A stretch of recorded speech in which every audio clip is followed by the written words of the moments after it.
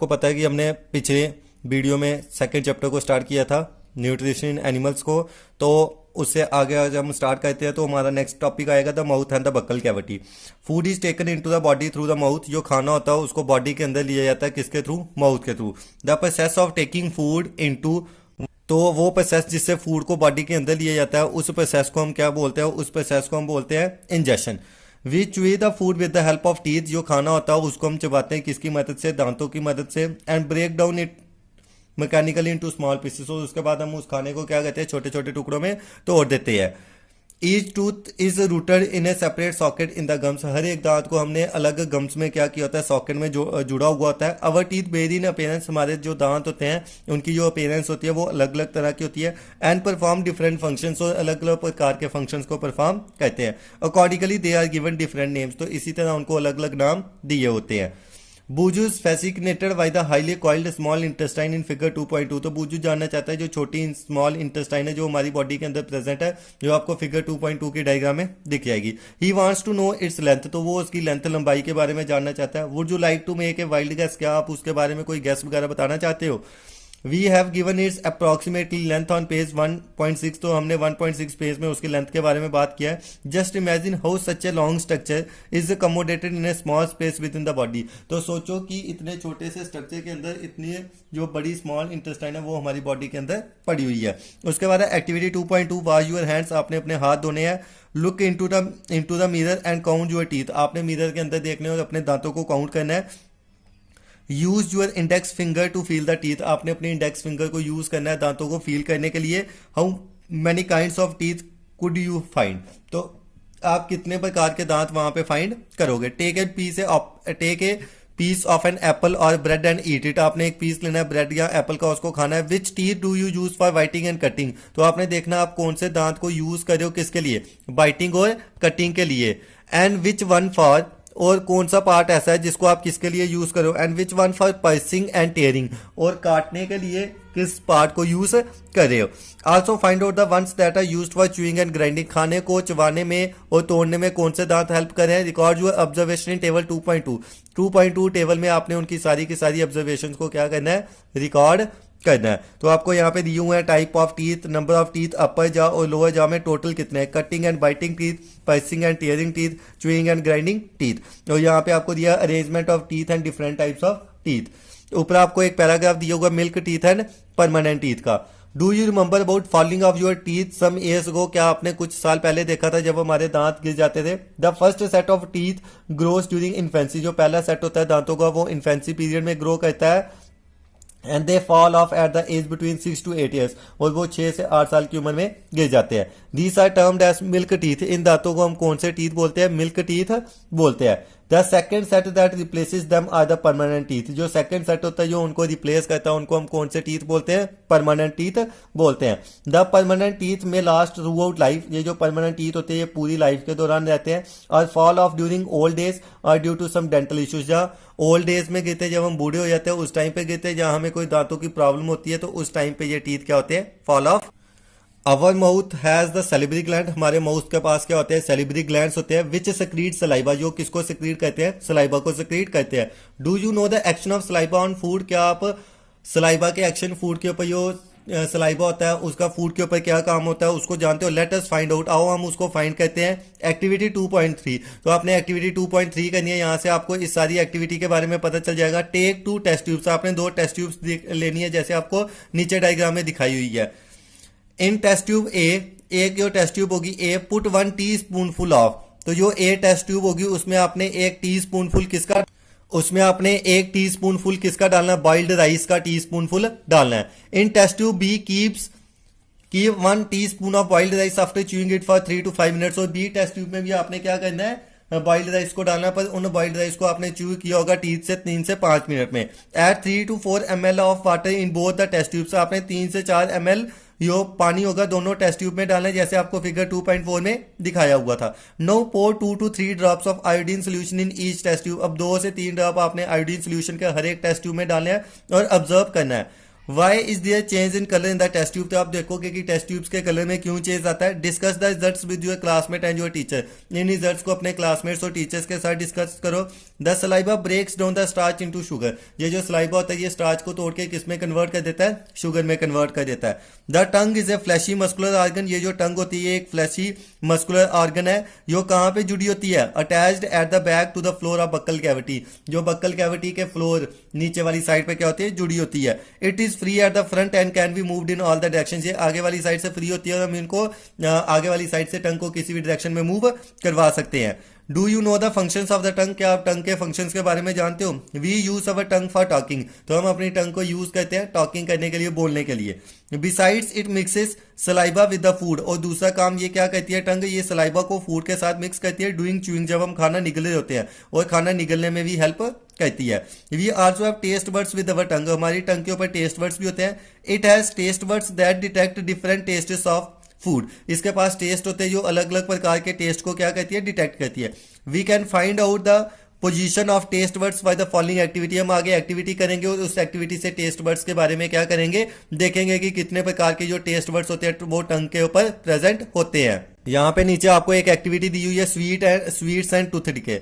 Normally bacteria present in our mouth, अगर हम देखें तो बैक्टीरिया हमारे माउथ में प्रेजेंट होता है, but they are not harmful to us, वो हमारे लिए नुकसानदायक नहीं होता है। However if we do not clean our teeth and mouth after eating, अगर हम अपने दांत खाने के बाद साफ नहीं करेंगे, many harmful bacteria also begin to live and grow in it, तो काफी सारे हार्मफुल बैक्टीरिया होते हैं जो वहां पे रहना स्टार्ट कर देते हैं और बड़े होना स्टार्ट कर देते हैं। These bacteria break down the sugar present from the left over food and release acids, ये जो बैक्टीरिया होते हैं ये क्या करते हैं, जो खाना हमारे माउथ में बच जाता है उसमें जो शुगर होती है उसको कन्वर्ट करते हैं, उस शुगर को कन्वर्ट करके किस में चेंज कर देते हैं, एसिड्स में चेंज कर देते हैं। The acids gradually damage the teeth, और ये जो एसिड्स होते हैं ये दांतों को खराब कर देते हैं। This is called tooth decay, इसको हम बोलते हैं जो दांतों का गिरना होता है। If it is not treated in time, अगर इसको हम सही टाइम पे ठीक नहीं करेंगे, इट कॉजेज सीवियर टूथेक, इससे दांतों में दर्द वगैरह होना स्टार्ट हो जाएगी। And in extreme cases result in tooth loss, और ज्यादा केसेस में दांत वगैरह गिरना भी स्टार्ट हो जाएंगे। Chocolate, sweet, soft drinks and other sugar products, ये सारे क्या है, मेजर कल्प्रिट्स हैं जो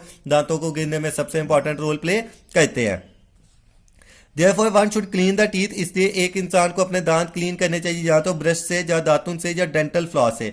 एक थ्रेड होता है जो मूव करते हैं दांतों के बीच में, ताकि उससे क्या होते हैं, जो दांतों के बीच में खाना फंसा होता है वो बाहर निकल जाता है। एटलीस्ट ट्वाइस ए डे, दिन में 2 बार हमें ब्रश करना चाहिए। And rinse the mouth after every meal, और माउथ को खाना खाने के बाद हमेशा हमें साफ करना चाहिए। Also one should not put dirty fingers or any unwashed objects in the mouth, और दूसरी बात ये, किसी को गंदे फिंगर्स और गंदे कपड़े या गंदी वस्तु कोई भी चीज हो तो वो अपने माउथ के अंदर नहीं डालनी चाहिए। समटाइम्स व्हेन यू ईट इन ए हरी, कई बार जब आप जल्दी में खाना खाते हो, sometimes when you eat in A Hari talk और लाफ व्हाइल ईटिंग, या तो आप बोलते हो या क्या कर रहे होते हो, हंस रहे होते हो खाते time.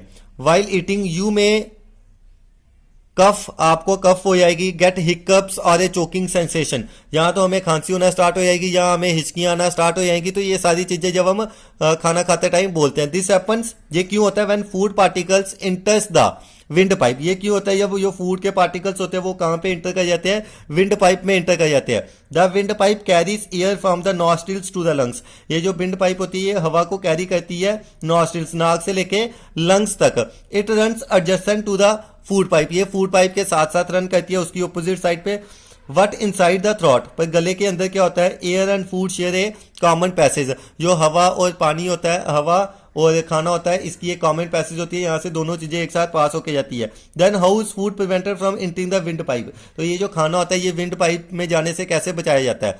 During the act of swallowing, जब हम खाने को निगलते हैं, ए फ्लैप लाइक वेल्व, एक पत्ते की तरह स्ट्रक्चर होता है, closes the passage of wind pipe, ये विंड पाइप को बंद कर देता है। And guides the food into the food pipe, और फूड को कहां पे भेज देता है, फूड पाइप में भेज देता है। If by chance food particles इंटर्स the wind pipe, अगर ये खाना विंड पाइप में इंटर कर जाएगा, वी फील चोक्ड, तो हमें क्या होता है, खांसी वगैरह होना स्टार्ट हो जाती है, हिकअप्स होना स्टार्ट हो जाते हैं। तो आगे आपको एक्टिविटी 2.4 दी हुई है, यहाँ पे ये टंग की डायग्राम बनाई हुई है, regions of tongue of different taste, कि जो अलग अलग प्रकार के टेस्ट होते हैं वो हमें कहाँ कहाँ पे किस किस पार्ट में आते हैं। तो एक्टिविटी 2.4 दिखाई है, prepare a separate sample each of sugar solution, आपने अलग अलग सैंपल बनाने हैं, एक शुगर सोल्यूशन का बनाना है, एक कॉमन साल्ट नमक का बनाना है, एक नींबू पानी बनाना है और एक नीम के पत्ते या बिटर गॉर्ड का बनाना है। ब्लाइंड फोल्ड, फिर आपने उनमें से एक अपने क्लासमेट्स की आंखों को बंद कर देना है और उसको बोलना है कि अपनी टंग को बाहर निकाले, सीधी रखे उसको।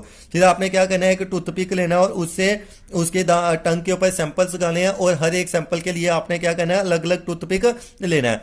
Ask the classmates which areas of the tongue could detect the, फिर आपने अपने क्लासमेट को पूछना है कि कौन सा एरिया है टंग का जो स्वीट, साल्ट, सोर या बिटर सबस्टांस का टेस्ट वहां पे आ रहा है।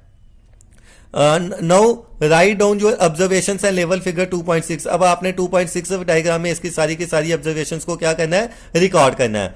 Repeat this activity with other classmates, और इस एक्टिविटी को आपने दूसरे क्लासमेट्स के साथ भी क्या करना है, परफॉर्म करना है। उसके बाद नेक्स्ट पार्ट दिया आपको the food pipe and the oesophagus, वो फूड पाइप आ गई। द स्वेलोड फूड, जो हमने खाना निगला होता है वो उसके पास कहाँ पे चला जाता है, फूड पाइप या इसोफेगस में चले जाता है। फिगर 2.2 में देखो जो हमने पहले बड़ी डायग्राम की हुई थी, the food pipe runs along the neck, ये जो फूड पाइप होती है ये नेक से रन करती है। और पहली यहाँ पे एक क्वेश्चन पूछ रही है, पहली wants to know how food moves in opposite direction during vomiting, जब हमें वोमिटिंग होती है, उल्टी वगैरह आती है तो खाना ऑपोजिट डायरेक्शन में कैसे आ जाता है। तो जैसे ही आपको स्टमक की डायग्राम दिखाई हुई है, ये फूड दिखाया है, इसोफेगस और स्टमक है।